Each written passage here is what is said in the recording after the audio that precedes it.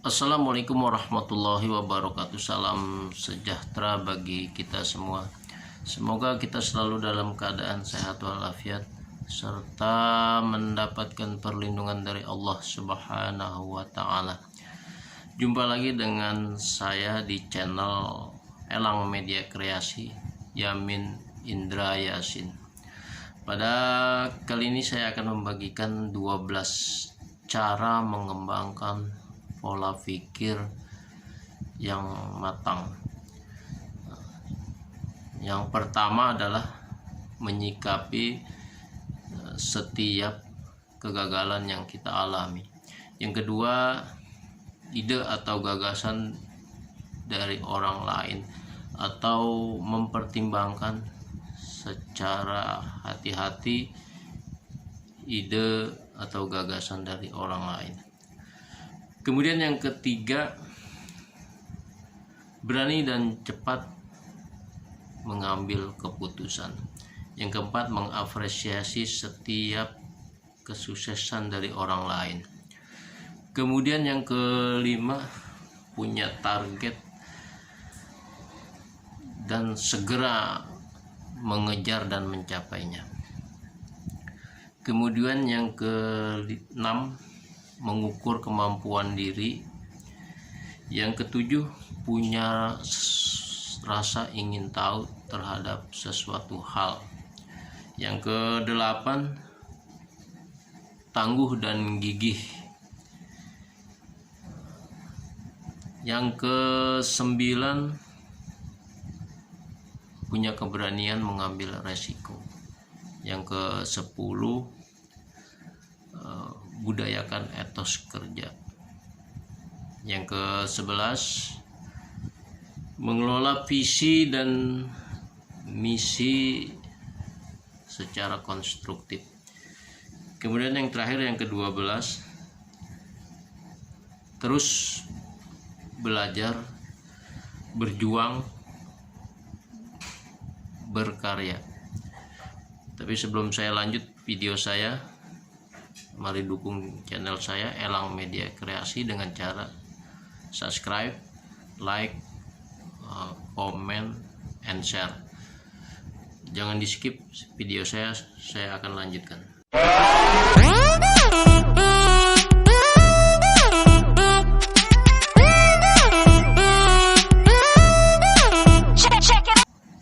Baik, saya lanjutkan ke pokok pembahasan 12 cara mengembangkan pola pikir. Cara yang pertama, menyikapi setiap kegagalan. Setiap manusia atau orang yang berusaha dan mencapai sesuatu, ketika berada di puncak capaiannya, tidak sedikit orang yang mengalami kegagalan dan ketidakberhasilan ketika dia sudah mencapai puncak. Kalau kegagalan itu membuat seseorang itu punya mental yang down, maka dia akan semakin terpuruk oleh kegagalan. Namun ketika orang tersebut mempunyai mental yang kuat dan mampu menangani kegagalan menjadi sebuah keberhasilan, maka orang itu teruji secara mentalitas pejuang dan punya ketangguhan dalam memperjuangkan capaian atau prestasi yang dia kejar. Cara yang kedua, senantiasa mempertimbangkan ide atau gagasan dari orang lain. Terlepas dari diri kita, gagasan itu juga acapkali seringkali disampaikan oleh orang lain. Dan terlepas dari bagus atau tidaknya gagasan itu, maka kita wajib mempertimbangkan. Kita harus mempertimbangkan ide dan gagasan dari orang lain.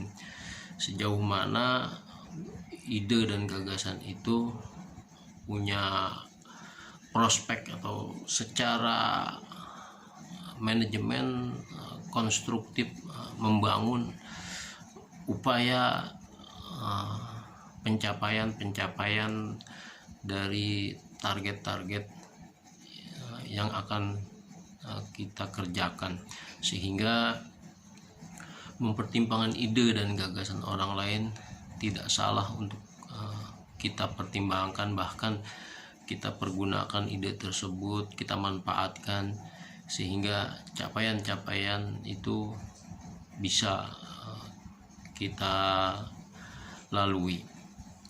Yang ketiga adalah cara mengembangkan pola pikir selalu berani dan cepat dalam pengambilan keputusan. Orang yang punya mindset atau pola pikir visioner, jauh ke depan, melihat peluang, senantiasa mempunyai keberanian dan kecepatan dalam mengambil keputusan. Sebab kalau keputusan itu diambil penuh dengan keraguan-raguan, penuh dengan kehati-hatian, tentunya keputusan itu akan menjadi hal yang tidak baik, menjadi hal yang buruk bagi kita.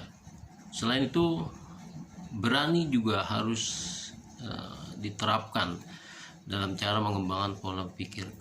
Keberanian pengambilan keputusan secara cepat untuk menghasilkan keputusan yang baik bagi diri kita dan bagi orang lain, serta bagi orang-orang di sekeliling kita. Kemudian yang kelima, mengapresiasi setiap kesuksesan orang lain. Tentu kita di dalam setiap kegiatan kita yang berkaitan dengan orang lain, yang bersosialisasi dengan orang lain, ada semacam kompetisi untuk pencapaian atau untuk mengambil langkah awal, seperti dalam sebuah kompetisi atau perlombaan. Kita harus bersaing, mempunyai daya saing terhadap orang lain. Ketika kita melihat dan mengukur diri kita serta kemampuan kita, kita merasa bahwa kitalah yang menjadi pemenang. Namun keadaan berbalik, orang lainlah yang akhirnya memenangkan kompetisi tersebut. Kita harus mempunyai jiwa yang besar, mengakui keberhasilan orang lain,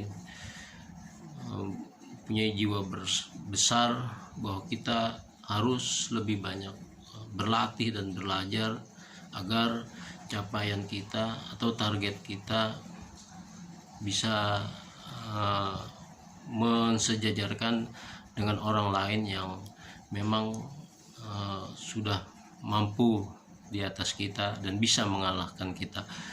Sikap sportivitas itulah yang perlu ditanamkan dalam cara mengembangkan pola pikir atau mindset kita. Kemudian yang kelima, kita harus punya target, kejar dan capai. Target kita adalah sebuah ukuran capaian. Jadi apabila kita mau mencapai sesuatu, sekiranya capaian kita terukur setengah, seperapat atau setengahnya. Nah, ketika target itu kita pasang, ketika capaian itu kita pasang, kita harus mampu setengah, karena belum mampu kita melakukan yang lebih tinggi lagi dari setengah itu. Nah, kita harus mengejar capaian sampai setengah, bagaimanapun dengan cara berlatih, belajar, memperjuangkannya, optimisme yang tinggi, giat, rajin, dan tangguh untuk mencapai target kita dan mencapai apa yang sudah menjadi capaian kita, ukuran yang kita tetapkan, yaitu target dalam rangka mengukur kemampuan. Kemudian yang keenam adalah kita harus senantiasa mengukur kemampuan. Yang keenam, mengukur kemampuan itu dari dalam diri kita sendiri, karena tanpa kita tahu kemampuan diri kita, tanpa kita tahu potensi diri kita, kita akan menjadi manusia yang tahu diri, manusia yang realistis, punya mindset realistis. Artinya hitung-hitungan yang sudah kita terapkan, kalkulasi yang kita pasang secara matang itu sesuai dengan batas kemampuan kita, baik yang terendah maupun yang tertinggi. Itu bisa menjadi ukuran kemampuan potensi kita dalam mencapai sesuatu. Kemudian yang ketujuh, cara yang pengembangan pola pikir itu harus punya rasa keingintahuan terhadap sesuatu hal yang kita memang betul-betul belum tahu. Karena dimulai dari rasa ingin tahu sampai kita nanti tahu, terus kemudian kita mendalami, kita pelajari, kita observasi sesuatu yang kita belum ketahui itu, maka bisa jadi itu menjadi suatu peluang dan potensi yang bisa kita kembangkan dan menjadi bermanfaat bagi kita, bagi orang lain, dan bagi lingkungan di sekitar kita. Kemudian yang kedelapan, 12 cara pengembangan pola pikir itu harus punya prinsip tangguh dan gigih dalam memperjuangkan sesuatunya. Tangguh itu artinya kita harus mempunyai kekuatan, power, speed untuk pencapaian sesuatu. Gigih itu kita harus senantiasa memperjuangkan, mengulang sesuatu yang memang belum kita capai, mempunyai kemauan, tekad yang sangat kuat, mempunyai kerja keras untuk pencapaian, untuk keberhasilan sesuatu yang kita targetkan atau sesuatu yang kita inginkan bisa tercapai dengan kegigihan dan ketangguhan kita dalam hal memperjuangkannya. Kemudian yang ke-9, mengembangkan pola pikir itu harus punya keberanian dalam mengambil resiko. Pola pikir keberanian mengambil resiko di sini perlu kita tanamkan, perlu kita tancapkan di dalam pola pikir kita. Karena sesuatu yang belum kita ketahui, sesuatu yang belum kita hadapi, bahkan belum kita ukur batas kemampuan kita, karena setiap tantangan atau setiap kendala yang kita hadapi harus kita berani menghadapinya, karena setiap manusia terlahir dengan resikonya masing-masing, terukur, secara terukur. Jadi keberanian mengambil resiko adalah merupakan suatu cara mengembangkan pola pikir yang baik. Tetapi juga kita harus memperhitungkan, tidak gegabah, tidak sembrono dalam pengambilan resiko. Kita sudah tahu resikonya akan seperti ini. Mungkin di balik resiko itu ada tersimpan sesuatu yang memang sangat berharga, berguna bagi kita. Makanya mengembangkan pola pikir itu harus berani dan wajib berani mengambil resiko. Apapun yang terjadi, dan pasti kita akan mempertanggungjawabkannya dengan sebaik-baiknya. Kemudian yang ke-10, etos kerja. Pola pikir etos kerja inilah yang harus kita budayakan di dalam diri kita.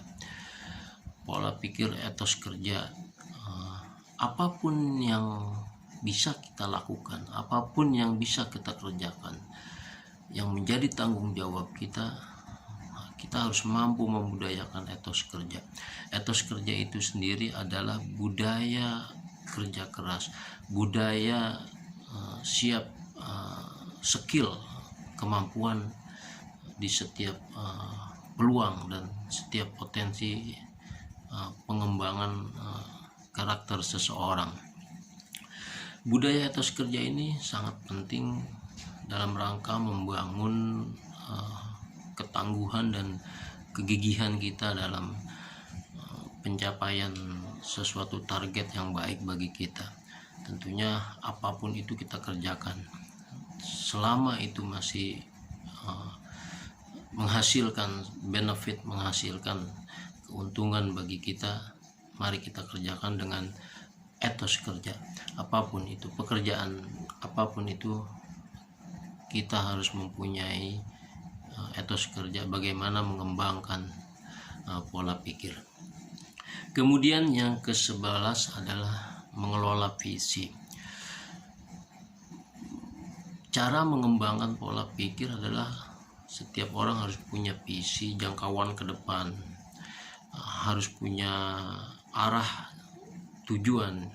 Sebab sangat disayangkan orang sudah mempunyai potensi yang baik, bakat yang mumpuni, ketika dikelola dengan tidak sesuai dengan arah dan tujuannya, maka bakat dan potensi itu akan sia-sia. Visi itu adalah bagian dari rangkaian bakat dan potensi di dalam diri kita. Sebab ketika seseorang yang punya visi dan arahnya jelas, diarahkan secara jelas, diatur secara jelas, dikelola secara jelas, mempunyai arah dan tujuan ke depan untuk masa depan yang lebih baik, maka disitulah keberhasilan seorang dalam mencapai tujuannya akan bisa dirasakan. Visi itu merupakan arah dan tujuan yang ke depan. Jadi melalui visi itu target bisa akan segera tercapai. Baik, yang selanjutnya adalah yang ke-12, mengembangkan pola pikir itu harus terus belajar, berjuang, dan berkarya. Kita harus banyak belajar dari orang-orang sukses, dari orang-orang pintar, dari orang-orang pandai, dari para cendekiawan, dari orang-orang tua. Maka dari pelajaran itu bisa kita ambil manfaat yang sangat besar. Biasanya orang-orang yang lebih tua, orang-orang yang pintar, orang-orang sukses itu mempunyai pengalaman yang bisa kita jadikan pelajaran bagi diri kita. Manfaatnya akan sangat besar bagi diri kita dalam mencapai sesuatu tujuan. Berkarya adalah bagian dari mengembangkan pola pikir. Terus berkarya, menciptakan ide dan gagasan yang bisa bermanfaat bagi kita, bagi orang lain, bagi lingkungan banyak orang. Berkarya itu bisa semacam membuat sesuatu hal yang bermanfaat seperti bidang kesehatan, bidang olahraga, bidang keagamaan, bidang organisasi. Semuanya bisa kita lakukan melalui berkarya yang baik. Karena kemanfaatan yang kita hasilkan dari hasil karya kita bisa dimanfaatkan orang lain, itu merupakan karya yang sangat bermanfaat. Oleh sebab itu, dalam membangun pola pikir itu, lakukan terus karya-karya yang bisa kita kerjakan, baik karya-karya besar maupun kita dalam tahap belajar, itu yang perlu kita lakukan. Demikian video kali ini, mudah-mudahan bermanfaat bagi diri saya, bagi orang lain, bagi keluarga saya, bagi lingkungan saya. Saya akhiri, wassalamualaikum warahmatullahi wabarakatuh. Salam sehat dari saya.